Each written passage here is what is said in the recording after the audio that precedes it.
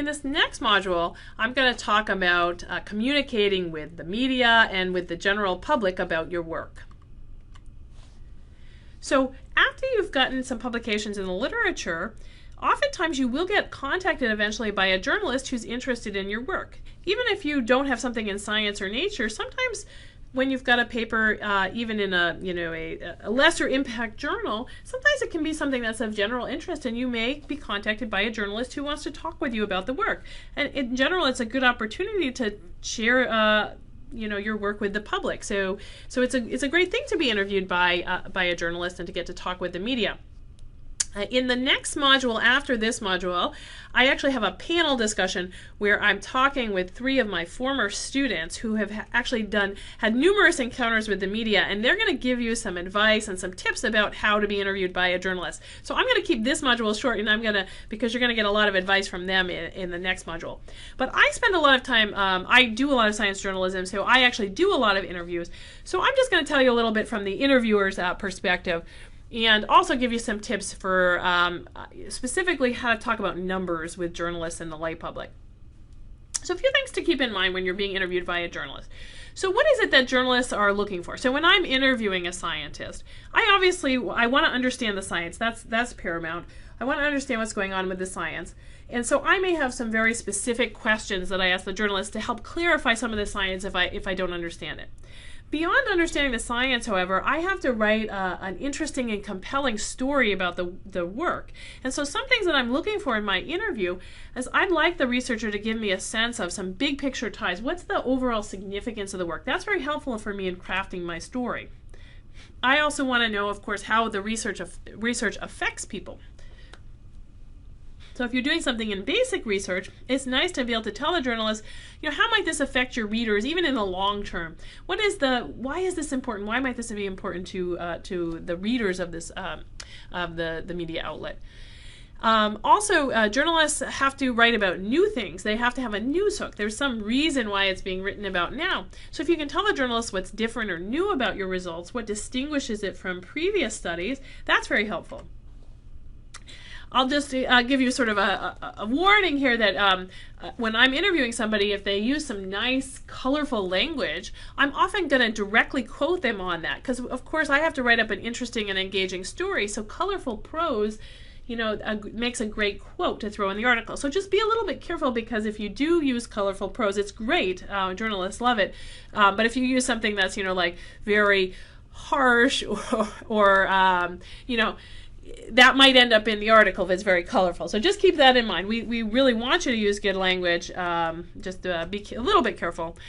Interesting stories, anecdotes, like how did you happen to come up with the idea for the study? Those are great things to write up in a story, in a media story, that are of general interest. So that'll often make it into the story. Anything that's surprising, paradox, irony, that journalists love that, because that actually makes the story really compelling.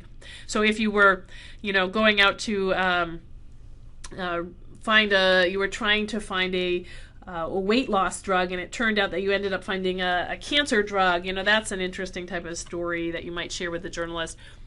Journalists are looking for people-focused stories, so even if you're doing something in basic research, you always want to know, how does that tie back to their readers? So they're going to ask you that. If you've got some facts that are interesting, historical facts about the research, the history of the research, or the development of the idea, that's always interesting for a story. If you can give some kind of sweeping comment about the significance of your work, journalists are looking for that. You always, as a journalist, need kind of a first quote for your piece, and kind of a sweeping comment about the significance of the work makes a great first quote. And sometimes you'll be asked to be interviewed as a commentator on a peer's research. That may happen. And if you point out the controversies, or you give very bold criticisms or laudatory praise, that's likely to make it in the article. So, of course, you want to be a little bit careful about that, because if you say something very critical or very laudatory, that will likely make it into the article. So these are the kinds of things that the journalist is looking for. They, of course, want to hear about the science, but the journalist will usually ask you if there's specific parts of the science that they want clarified. Otherwise, they're not necessarily wanting to hear all the jargon, because that's not easy to quote you on. Remember, they're oftentimes looking for direct quotes, and if you put too much jargon in, it's hard to make a direct quote out of that. So my general suggestions for if you're going to be interviewed, and again, in the next module, I'll talk with 3 of my former students and they'll give you some more tips about being interviewed. So I'll just go through this briefly, but the first thing is that you want to generally be prepared. So think ahead of time about the things that you want to get across to the journalist, and craft your message a little bit. You can, if it's the first time you're being interviewed, if you want to ask the journalist if they can send you the questions ahead of time, oftentimes they're willing to do that so that it can help you to be prepared. Again, avoid jargon. The journalist is generally looking for things that they can directly quote you on, and if it has too much jargon, they can't do that. You're often told to pretend that you're talking to your aunt or your uncle or your grandmother or your grandfather. In other words, we don't want to slight any of those groups, but in other words, speak as if you're talking to an intelligent relative or friend who doesn't necessarily know much about science or about your particular research area. So bring it down to a level that an intelligent person can understand. So if you want to think of your uncle or your grandmother or grandfather, that can help. Make sure you give the journalist clear take-home messages. So don't be wishy-washy about what the findings mean. Kind of state clearly what it is that you think that the journalist should focus on in their piece. Give them some clear take-home messages. And if you can, try to anticipate any confusions or misinterpretations that the journalists or the lay public might make about your work, especially if it's something controversial. So if you say, well, I know this is one way that people might misinterpret the data, if you can just say that to the journalist, like, here's something that people might misunderstand about my work, and let me tell you why that's wrong. If you tell that to the journalist, they're going to factor that in crafting their piece. So go ahead and just kind of, think of those and explain those away at the beginning. Anticipate those.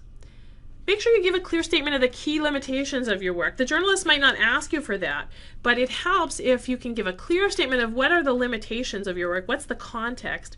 That will help the journalist in conveying that to the general public so that the work isn't overblown. And then finally, the last thing I want to talk about is just, I want you to think carefully about how you present numbers to a general audience or to a journalist. So remember that not everybody feels very comfortable with numbers. People in general are really bad at understanding things like risk. So you want to be careful about how you present numbers, and think carefully. However you present the numbers to the journalist, they're likely to use those exact numbers in their report. Unless they're doing some kind of investigative journalism, they're likely to just take the numbers that you give them and assume that those are correct and use them in their story. So think about how to present those numbers in a way that's understandable to a general audience. So for example, make units understandable. If you're talking about things like nanometers, most people don't really understand, don't have a conception of that. Is there some way you can make that concrete for the journalist and the readers? If you're talking about risks, make sure you present that in those risks in the most transparent, easy to understand way that you can. Again, human beings are really bad at understanding risk. We tend to be very frightened of things that have a very low probability of occurring to us, and we tend to be, not frightened enough about things that are common risks and that are much more likely to occur to us for whatever reason. We just don't have a good conception of risks, and this is pretty much true of everyone. So presenting risks in a way that's really easy to understand it is a great public service. And I'm going to just give you a case study here about explaining risks to a journalist or to the lay public. So there's sort of two principles.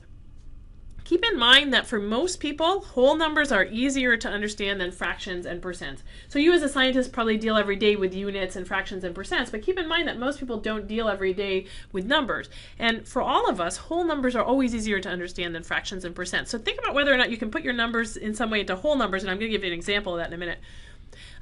In the medical literature, we talk a lot about risks. And a common way of presenting risk in the medical literature is to talk about relative risk. Well, relative risk turns out to be this concept that can be a little bit misleading sometimes, because sometimes you can have a very high relative risk even when the absolute risks are low. And so keep in mind that you should try to think about presenting to the journalist or the lay public, what are the absolute risks? Not the relative risks, but the absolute risks. So I'm going to give you an example of that as well. So here's a case study. that we can talk about. This is a case where the researchers of this study and the people who put out the press release about this study did a really excellent job in describing the risks. I was working as a journalist at the time, and I was particularly impressed when I saw the press release to realize that they actually thought very carefully about how to present the risks, and they presented them with whole numbers and in absolute terms. So this study was the Women's Health Initiative. And this is a large, randomized, double-blind study where they were treating a large number of women with postmenopausal hormones and a large number with placebo.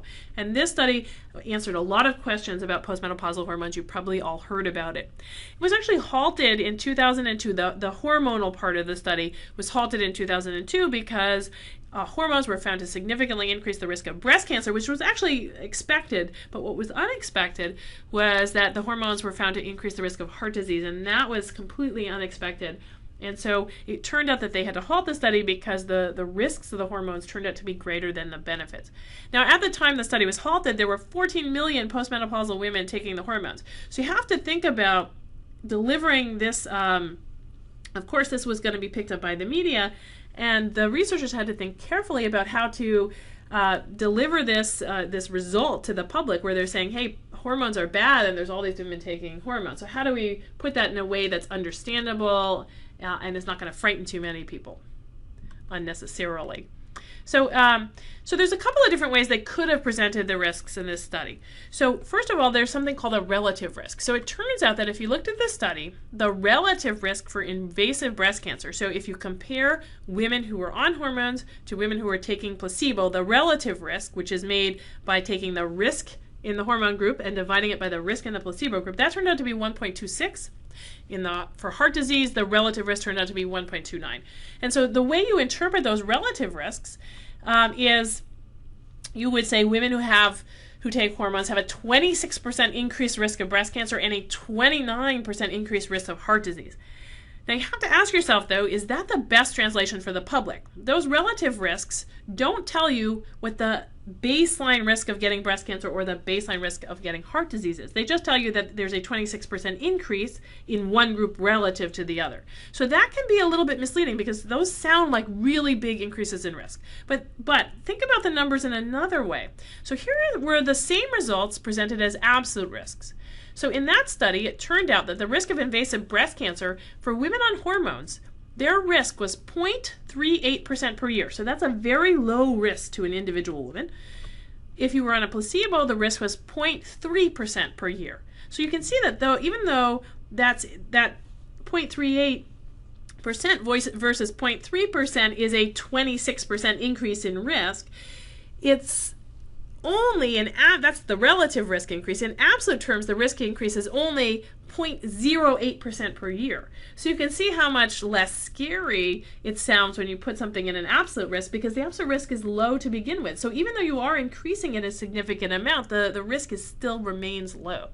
And for heart disease, those risks were on hormones, it was 0.37% per year. On placebo, it was 0.3%. So the risk difference was that there was an increase of 0.07% risk per year if you were on the hormones. If you're paying close attention, you might notice that if you divide 0.38 by 0.3, that doesn't quite give you 1.26. And if you divide 0.37 by 0.3, that also doesn't quite give you 1.29. Those relative risks came out of some modeling, so there was a little bit of a statistical adjustment going on, so that's why you get slightly different relative risks from those models than you get from just dividing those risks. But they're roughly the same. So you can see that the risk picture looks a lot different when you look at absolute risk. But again, I told you most people don't understand fractions and percentages very well, so you can actually translate those fractions into whole numbers. So how about if we say the risk of invasive breast cancer, let's put it this way, on hormones was 38 per 10,000 women per year. So 10,000 women who take hormones, 38 of them are going to get breast cancer. For a placebo group, it's 30 per 10,000. So 10,000 women who aren't taking hormones, 30 of them will get breast cancer. So what's the risk difference? It's 8 additional cases per 10,000 women who take hormones. So that is a much easier way for most people to understand the risk. It uses whole numbers and it's giving you the absolute risk picture. For heart disease, you can use the same logic, and it turns out there's 7 additional cases per 10,000 women. So 7 additional heart attacks per 10,000 women who take hormones. So you can see this is a much different way to present the risks, and this is a much better way to present the risks to a journalist or to the lay public. So again, the best translation to the public, in that case, I don't think it was this, in fact, the media didn't present it this way, the 26% increased risk of breast cancer and 29% increased risk of heart disease. That sounds impressive and scary. Fortunately, the researchers who helped write up the press release, and the reporter who wrote up the press release for this study actually did a great job, because they didn't put it in those terms. They said 8 more invasive breast cancers per 10,000 women per year, and 7 more heart attacks per 10,000 women per year. And that's a much more transparent and accurate and less misleading way of presenting the risks. And also, of course, much less scary for the public. The results were scary enough for all those women taking hormones. And so this was a much better way to present the risks. So always be very careful and think carefully about how to present numbers and risks. The preceding program is copyrighted by the Board of Trustees of the Leland Stanford Junior University. Please visit us at med.stanford.edu.